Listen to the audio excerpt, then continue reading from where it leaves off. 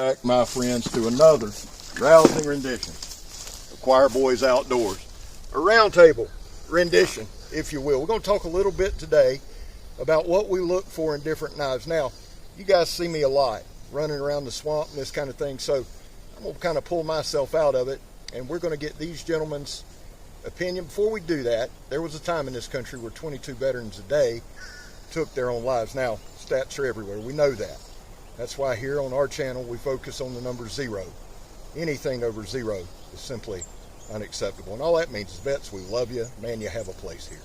We're back to blue over here. Oh, to the chagrin of many. Not everybody does. And I understand that, and I'm okay with that. I do that by not breaking the damn law as much as possible. Finally, if you're an addict, never quit quitting. So let's do this.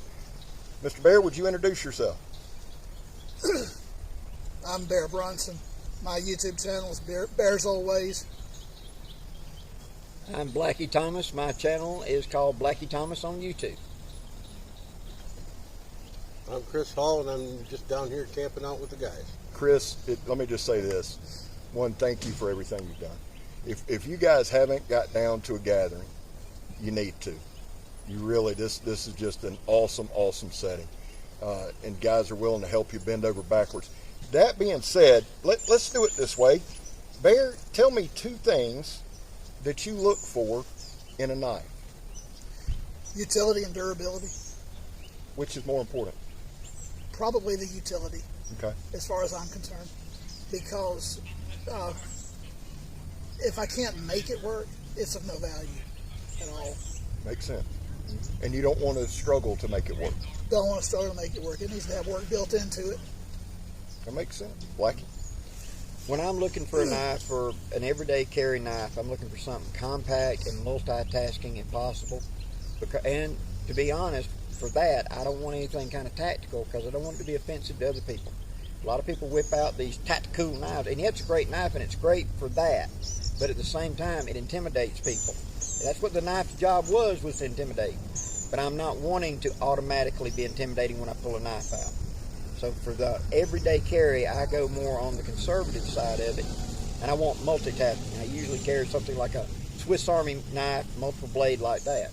For a field knife, of a belt knife, I want something in the 4 to 6 inch length, solid full tang, a blade wide enough that I can do good deep slices and it doesn't bind up, and yet narrow enough I can do curves and things as I've carved wood or etc. Because I quite often fabricate a lot of the stuff in the field.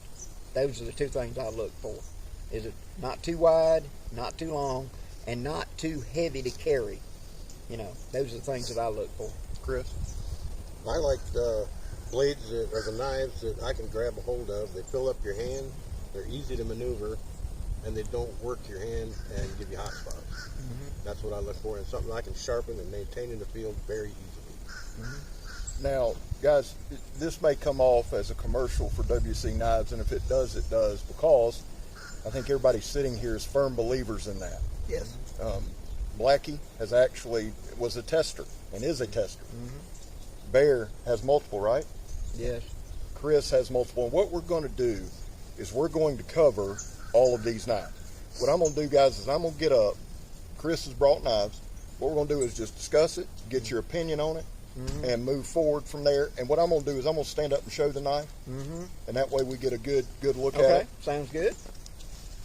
What say, old man? Water can't get up. Like being stationed in Charleston, South Carolina. Grab, bro. I got you. That's another thing you need to look for in the chair. You see what you got. Black hat. All right, this is the black hat. William Collins.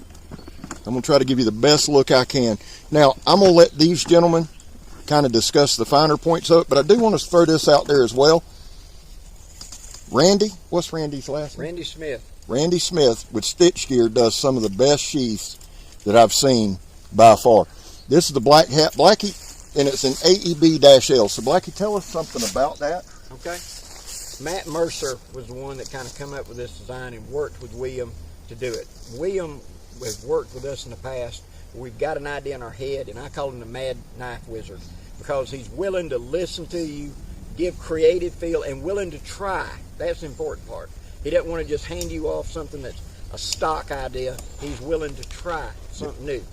And so what Matt wanted was he wanted a knife that actually had a slight up curve to it, kind of like the Canadian Skinners, because he does a lot of draw cuts. And he likes to cut with his knife backwards a lot of times for certain things. It just fits his hand better. It's got a straight edge right here that's a straight, strong knife edge for cutting and doing precision wood cutting. He's an instructor in the Pathfinder school. He does a lot of notchings and 7 notches and stuff.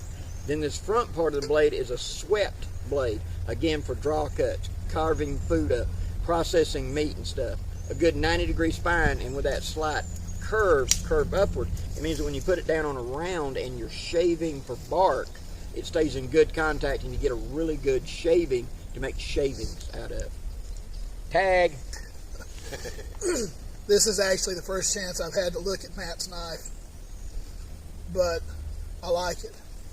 I have large hands, and so small knives are not my friends usually, but I like this one. I like the sweep up on the blade here. And I would love to be able to play with this one for a couple of weeks and see what I can come up with, what kind of mischief I could get into. Right. But I like that. Boss man, what's your name? Bill Drum. Bill, you're on YouTube. Good to meet you. Glad you're sitting with us. I don't know if you can see Bill come up. I don't want to exclude him. Yeah. This one's Chris's knife. Let me give you this back. Guys, let me just say this too. Bear's got big hands. Blackie, Chris, we all got different hand sizes, and this, I feel like I can say this.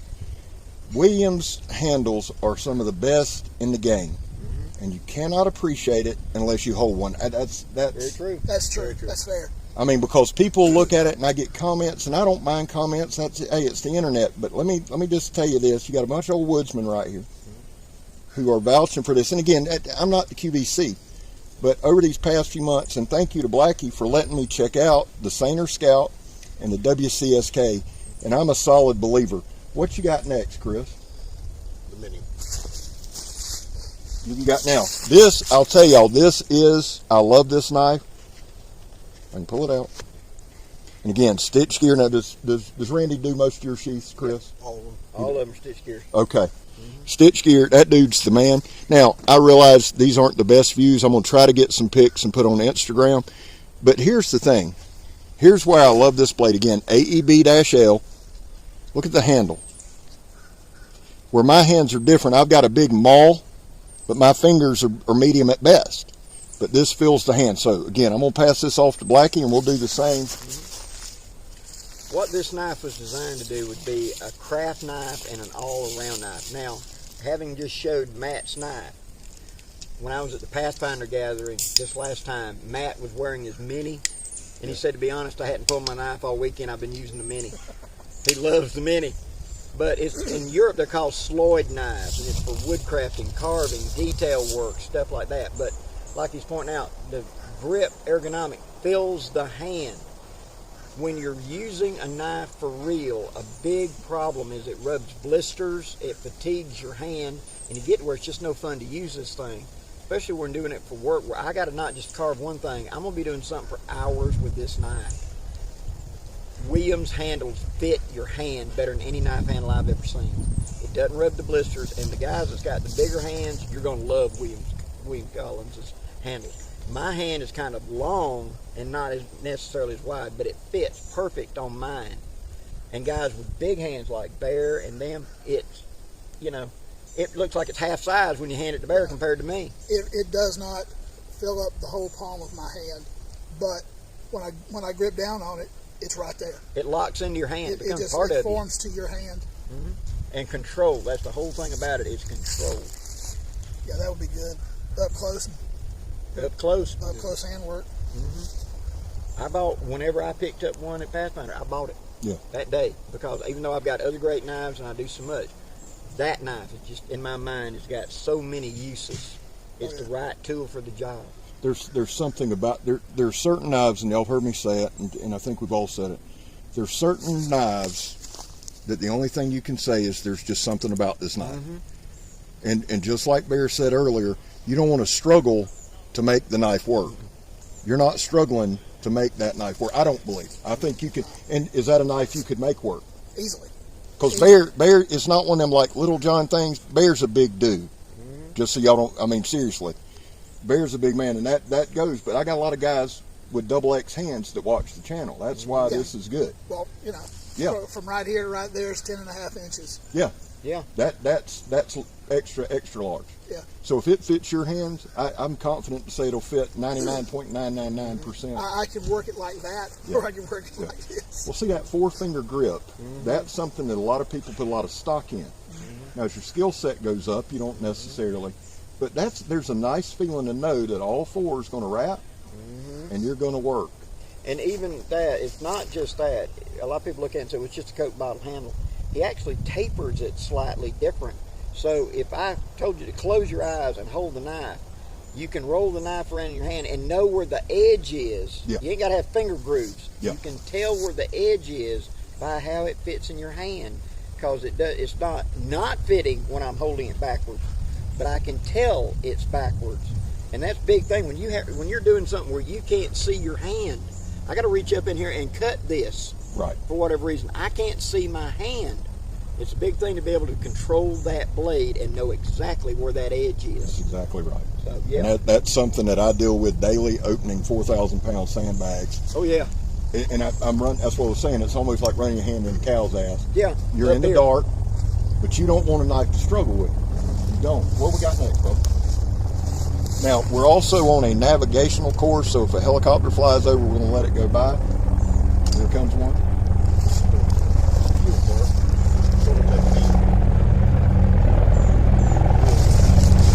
Okay, guys, we're going to let this go by. I'll give you a look at the knife again. Stitched here.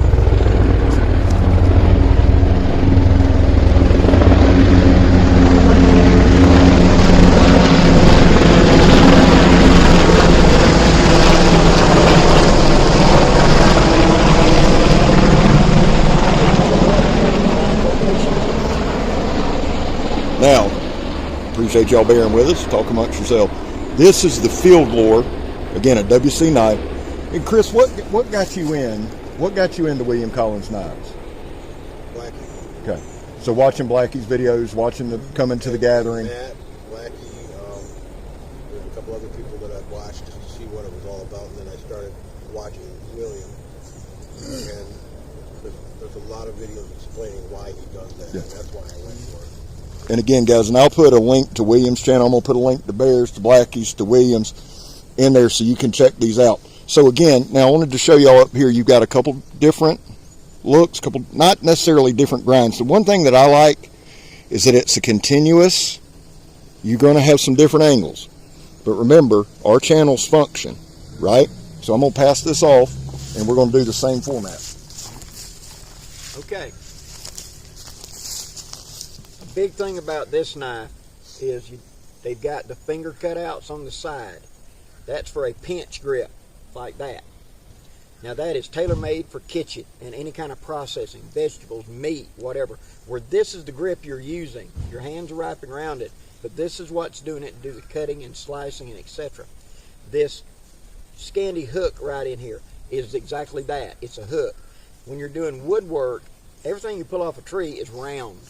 It's not square. So that is perfect for gouging in and cutting quickly on green wood. Remember the old hawkbill knives? That works that function. And that point right there acts like a tooth, like a gut hook. And that allows me, like in fish, to hook it and open up the belly cleanly. So it's a processing knife, a game knife, where I'm a hunter, but I may do a little bushcraft. This is a great knife for that, because how thin that knife is a boning knife. Now I can get in there and get between the ribs or whatever to process it. Hold on a second, I'll be right back.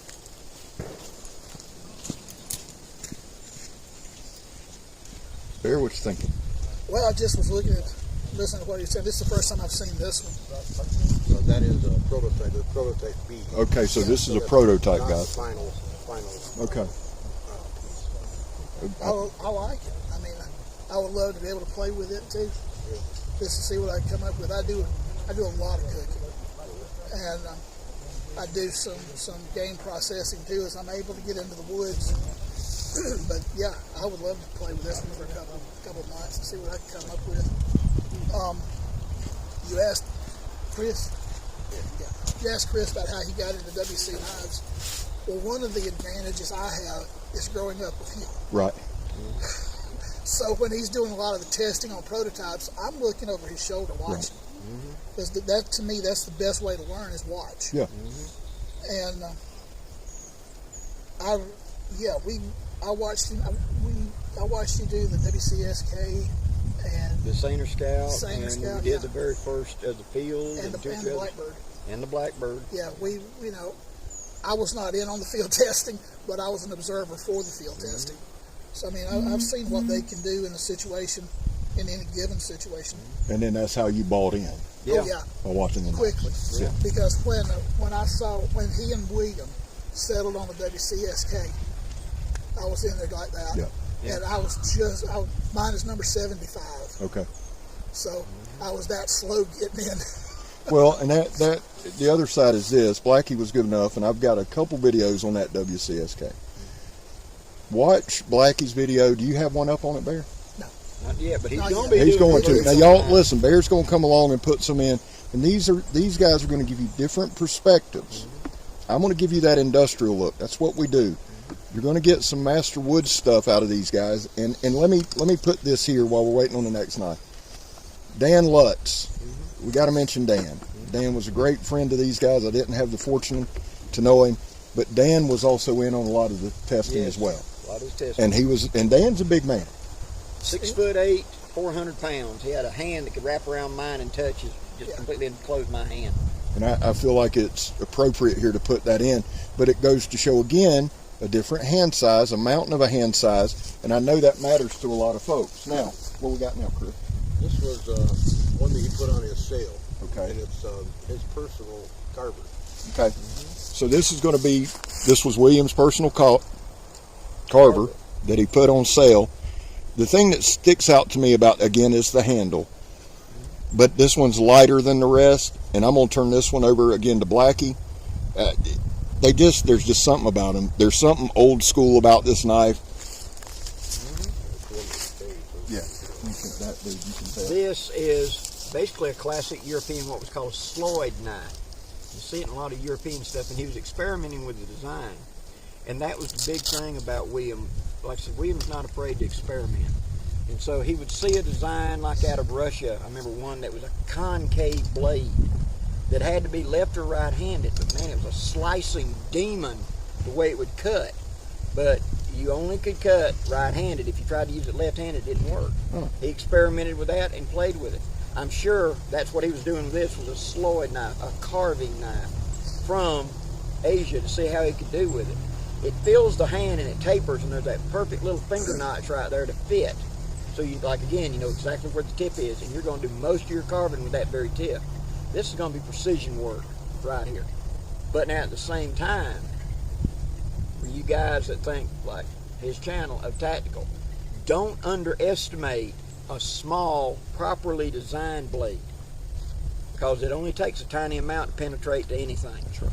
This blade in the hand of somebody determined would be a flying razor blade. Yeah. Hold that right there. Yeah.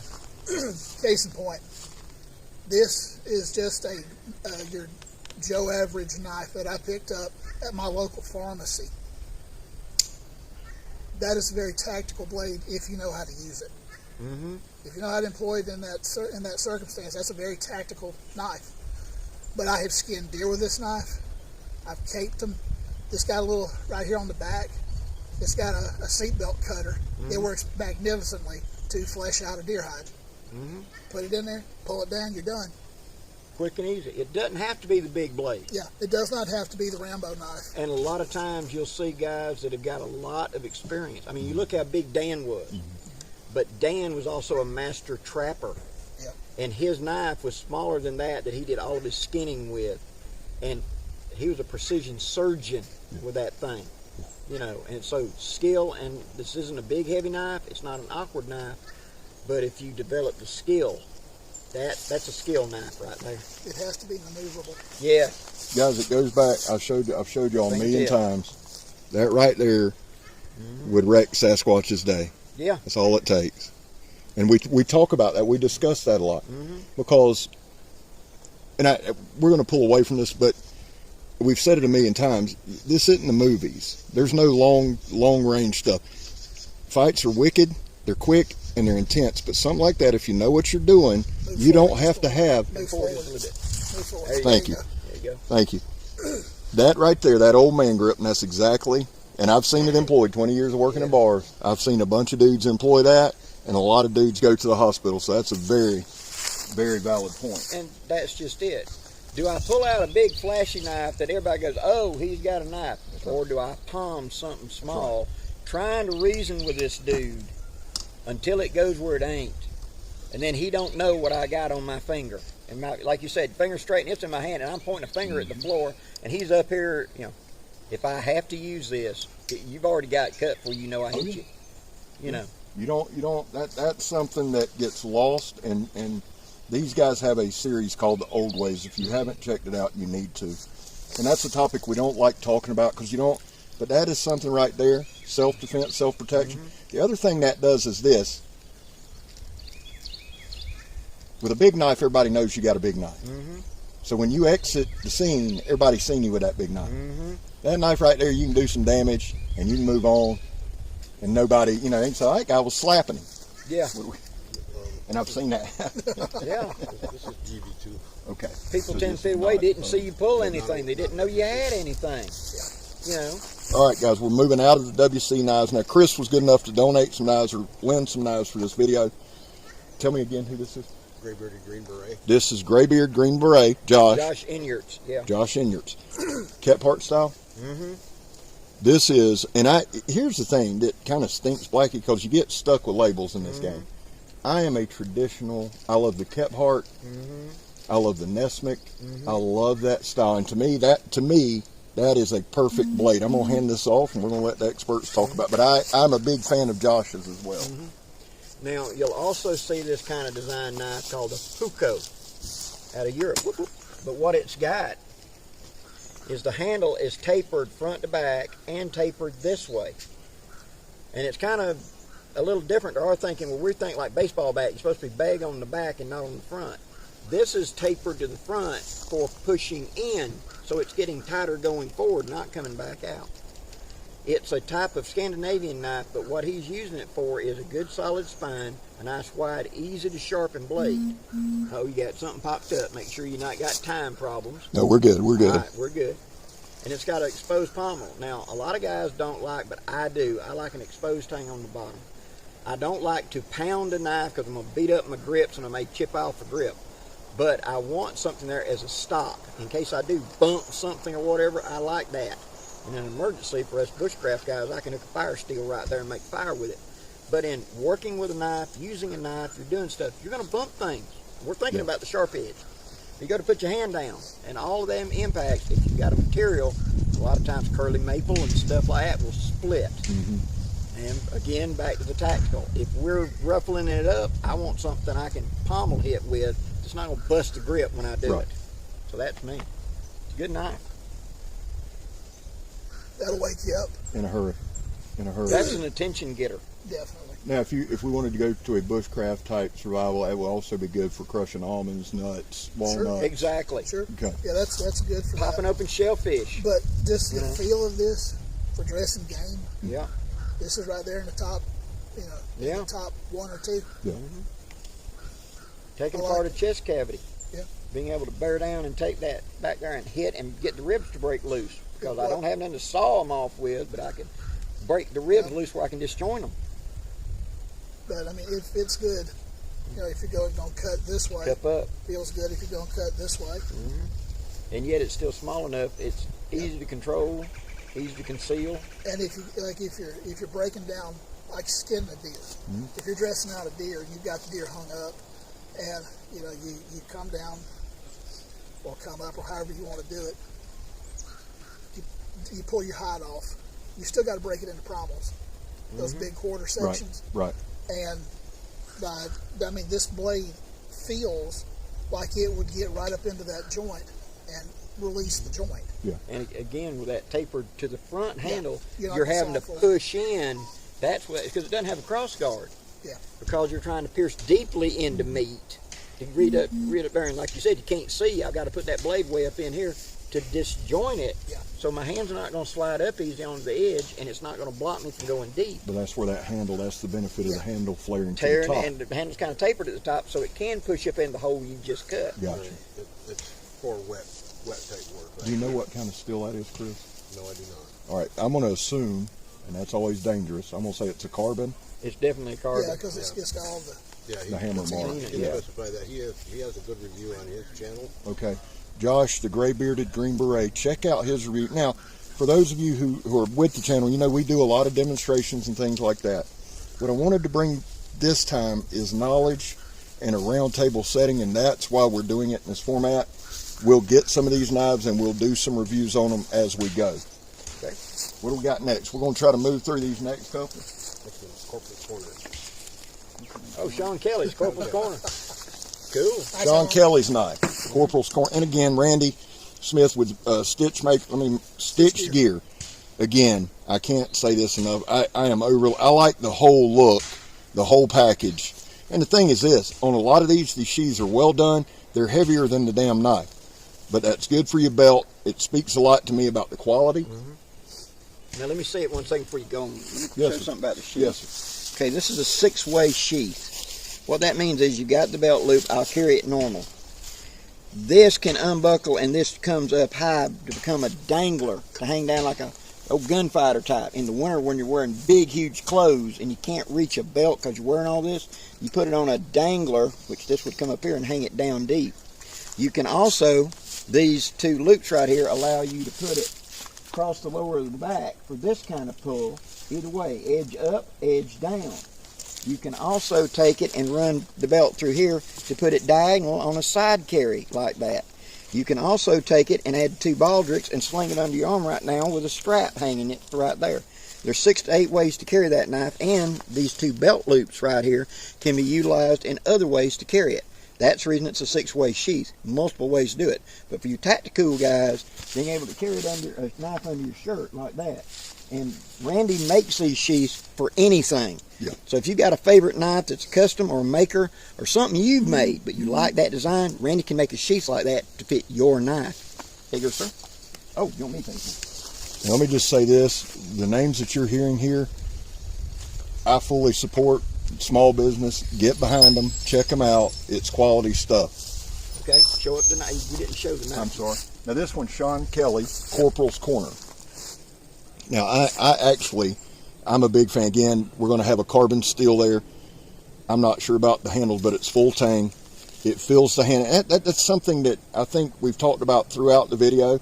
And one thing, Blackie, that I do, and I can't tell you why I do this. There's no real good reason. But when I go to buy a knife bear, what I'll do is this is comfortable, very, very comfortable. I use a fencing grip a lot. I use it a lot. But if the knife is as comfortable here, and it's not that I'm going to do a lot of stabbing, that's not the point. But to me, that's an indicator of a good handle for my hand size. So what I do, guys, is I'll take it and then work on manipulating it, because everybody sitting here has talked about there's a point that comes, and y'all seen it even in my videos where I'm chopping and the hand lets go. Your hand just fatigues. It just fatigues. But a handle like this, you can do some work. Now, you're not going to chop with this knife unless you had to. You could do some batoning and things like that. But this handle is very, very conducive to my hand. And I apologize. I know it comes, where does it come from? Pathfinder knife. Pathfinder knives makes those. Pathfinder knives. Well, I'll have some on the channel. We'll do some reviews. But I've liked everything I've held from them so far. I'm going to turn this over to Blackie. Okay. This is a variation of the French trade knife that was very popular for nearly 200 years. With hunters, woodsmen, fishermen that made their living in the woods, hunting deer and stuff like that, processing hides for the deer hide trade back in the 1800s, 1600s in some cases. It's a full tang knife with a nice tapered grip, and the handles protrude on either side for your thumb to lock down, again for control. It's got a 90-degree spine on the back of it, so you can throw sparks very well. It's got a very well-made bevel to it, so it slices well. A lot of guys don't get the fact that if you don't, they can make a knife sharp, but it doesn't have a very wide fault. Well, not fault, that's what I'm trying to say. Behind the edge. Exactly, that edge. If it's too shallow, it binds up when you're trying to cut through. If it's two-way back here, it slices in deep, but then it gets stuck. So the balance point, and this is at the balance point. It's strong enough to do the job, do work. What Sean designed this for was a Bushcraft knife and also a survival type knife for processing food, fish, stuff like that, and doing a lot of woodwork with it. That's why he made it. It's a very nice knife. First time you've ever held it. Absolutely. We got to get more knives in your hands, Bear. Oh yeah, I'm open for donations. We can make that happen. But yeah, I like this. I like the drop point. That's a good selling point for me. Yeah. Also, if I'm getting backed into an Alamo situation, Yeah. Like that in a punch Come on. grip. come on. Yeah. Yeah. It's the thing is, guys, and I'll say this, and Pink, this wouldn't be a bullshit knife. Mr. Pink's joined us. The man's an American legend, icon. He was here when they founded the place. Yeah. We speak his name with reverence and Yeah. You got to. hallowed respect. You got to. We'll probably interview Pink before the weekend's over. But I want to say this in a complimentary way, and that's the way, because some people wouldn't take. That screams at me American butcher knife. Bingo. In a positive, Yeah. because we now live in a day and age where everything has to be tactical, or it has to be a sharpened pry bar. But the thing with that is, you want a knife, and you guys know what you use them for. But you want a knife that's going to cover everything. And again, if you had to do some chopping, you could. But that's not really what that knife's made for. That is a cutting tool, and I'm big on that knife. Real big on that. That's a good pickup. The design evolved, and like I said, it was popular for nearly 200 years as a trade knife. If it don't work, it ain't popular. Right. Because then people were poor. They Right. worked for a living. They couldn't shell out money for garbage. So the design had to work. Our modern butcher knife evolved from that kind of design. And there's a that's reason they call it a butcher knife. well. The thing that I like about that particular edge, me personally, is I love the grind, but I also love that it's not super thick behind the edge. Yes. To me, that thing would slice you in half Oh, yeah. and keep right on going. Yeah, when we started the conversations, utility is a big selling point for Yeah. me. Yeah. Do I like the big Rambo, flashy, brightest, shiniest toy on the shelf? Sure, Yeah. I'm a guy. But at the end of the conversation, that's not going to do me any good. Right. Okay, Right. I want something like this, or like the Graybeard. Where I don't know where that one went. It went to. back in the box, yeah. I've or got even one the mini. here that I want to show you when we get done. Yeah, absolutely. But Absolutely. yeah, I mean, these two knives, that is utility. And that's old school Americana. That's old school utility. The reason that it's lasted, it's like we were talking the other day about flintlock ignitions on guns. The reason that the flintlock has lasted 400 years and these have lasted, 200 plus years is because they work. Yeah.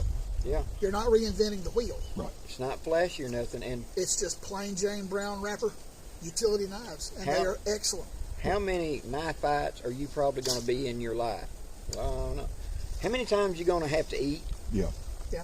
I'd rather have a knife that helps me process or whatever to eat than a fancy tactical that I can't use for utility.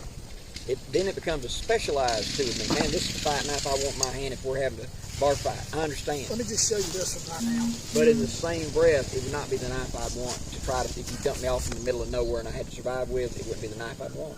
That's a Watson. custom knife by a friend of ours, Billy Watson.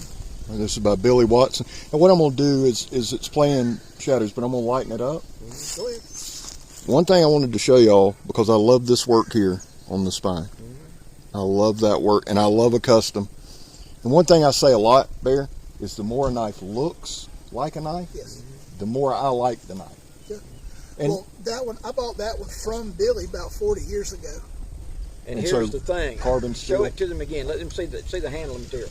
Guys, look at that real close, okay? The flare underneath the back of the blade for your finger to lock into, the cholo, all of that. Now, here's the thing. That's a 1750s design knife. It's a copy of a 1750s knife. But it works in 2023 just as good as it did in 1750. But we think they had such primitive garbage back in the day. yeah, and that's a misnomer. Yes. That was a working knife in the 1700s. He copied it. Now, let me show you. I want to show you all this too. That choil. Yeah. That choil's flared. So when I come here, I'm nothing but comfort because it's matching. I like that. When you choke up That's a on it, little nuance right there. Yeah. when you choke up on that, your finger's not going forward. No. And that's something that he's got a little sharpening choil worked in. But I'm really, that's old school. That's a nuance that people leave out and they don't. Because here's the thing. You don't always have to stab somebody to have to stab something. There are times you need to stab, you need to pry, you need to Cut that big hunk of meat, push it in, and cut the meat. And what you don't want to be is in a situation 20 miles out in the back and you go down and your hand goes all the way down. Yeah. Now you've got a fun trip that's turned into a survival trip. And this little thing right here, to me, I like this a lot. It doesn't add any weight. No. And the thing, Billy Watson is a blacksmith. So that wasn't made on a modern kiln. It wasn't made with high dollar grinders. Billy Watson made that on an anvil and then used files In his shop. in his shop with no powered equipment. Carbon steel. Oh yeah. Oh, yeah. Yeah. And the sad thing is, this is my third one.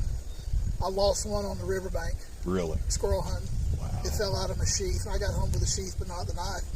The second one I lost in a car wreck.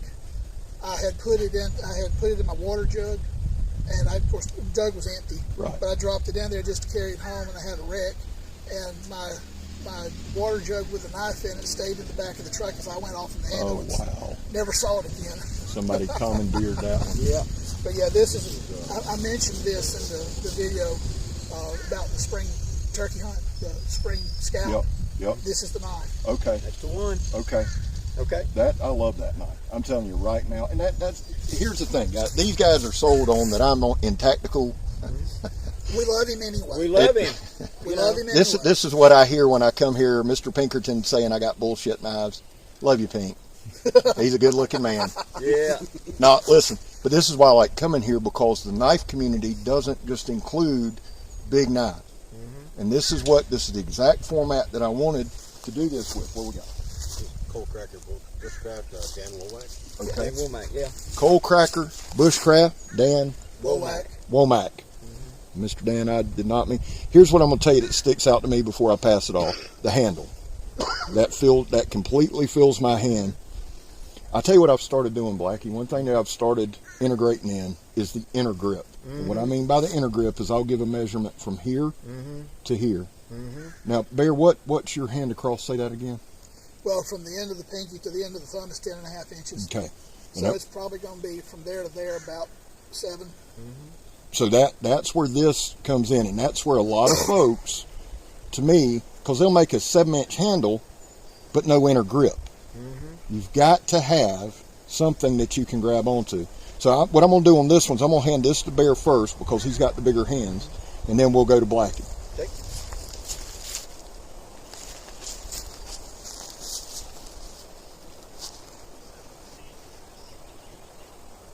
I wish that was a little bit lower. A little lower. Rounded off. Just a touch short of your hand, but not much, but it's close. Dan, great knife, but about that much off the side of it would be perfect.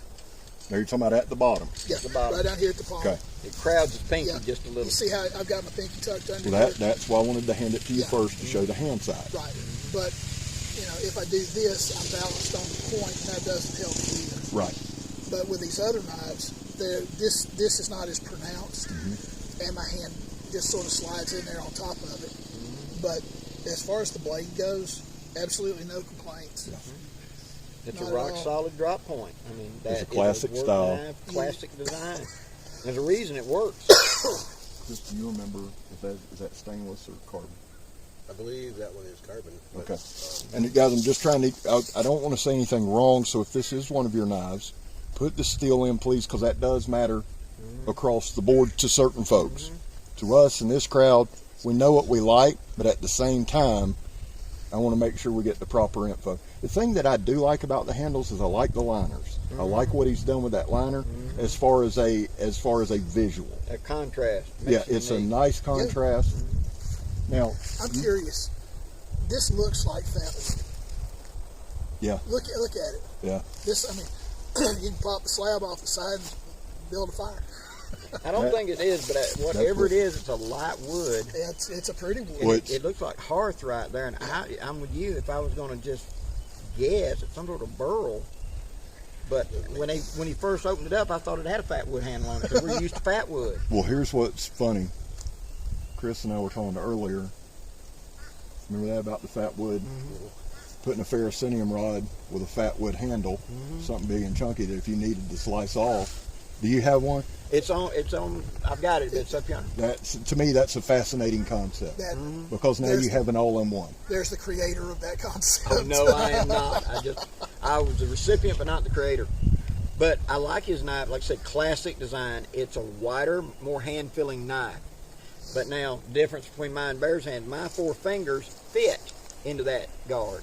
And it's a very hand-filling thing for a heavy use knife. Like we're processing cows, big animals, buffalo. This would be a choice for me because it would relax my hand because it fills my hand. I'm not going to cramp up when I'm doing for the next 2 hours cutting and having to bear down.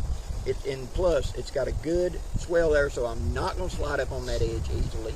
Even if my hand's bloody or wet or slick, I've got a good stop to tell me where I'm at. Right. It's very hand-filling.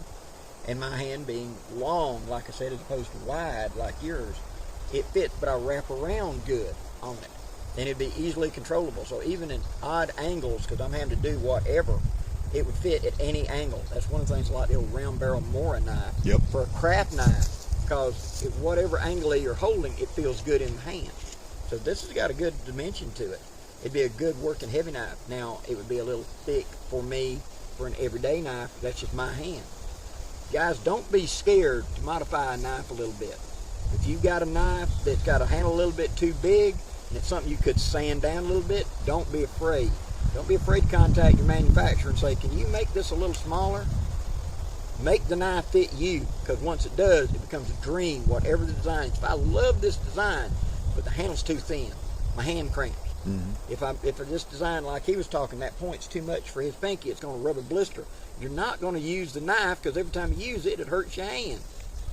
Make the knife fit. Also, if you do your own alterations, it's a lot cheaper than a trip to the ER. Yeah. Yes, it really is. That's an awesome knife. Is that That's all I got for you, boss. That's it. Chris, brother, thank you, not just for this, but for everything you've done. And guys, I'll get into more of that when I get home. Blackie, man, love you. Always glad to be here. Glad to be on here. Bear, tell me your channel name again. Bear's Old Ways. Bear's Old Ways. And here, But between the R and the S, there's a quotation mark and not an apostrophe. so then do this. Check the description because I'm going to link everybody's. What I'm going to do, guys, is I'm linking everybody. If we mentioned you, I'm going to link you. And then between everybody, there's some hard use videos to check out. That's always important. Put your thoughts, put your input. Guys, thank y'all. As always, I'm Scab. You're not. There's Pink over there. We're gone, son. Love y'all.